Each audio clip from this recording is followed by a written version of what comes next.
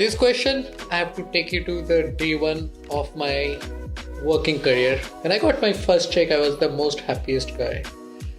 And that's when my life started changing. I had a bank account where the money was coming, but I had no idea of what to do with that.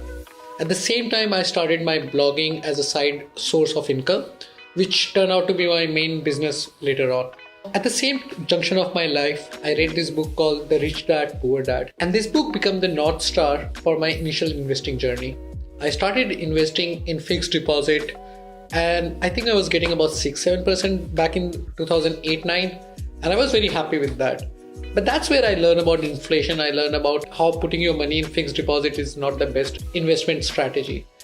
That's where I met my first advisor who helped me start investing in stocks, equities, mutual funds. Now, fast forward 2-3 years, that's where I learned about that.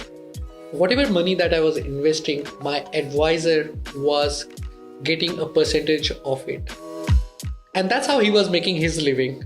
But here's the thing, when you're an informed investor, you don't have to go through this journey, this path.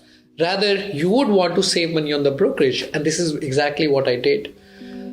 I moved my investment from commission-based investment to commission-free investment.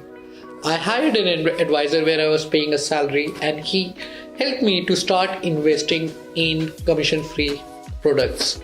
And not only that, I started diversifying my portfolio because there are so many investment products like mutual fund, equity in India market, equity in US market, international investing, AIF, alternate investment fund, which is available for people who can invest more than 1 CR at one go. All of this did not happen overnight. But if I have to think of one of that thing which changed the landscape of my investing, well, that was goal-based investing. I started investing based on the goals, the things that I have to do in my life. That is my villa, that is my child education, that is my car. So all my investment was tied up to my goal-based investment, and my fixed deposit, which I never closed, became my emergency fund.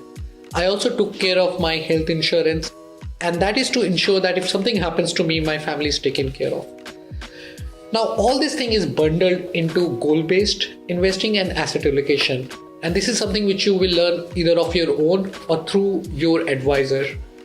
Once you do all this thing, and this is exactly what I did to get into that stage where I say financially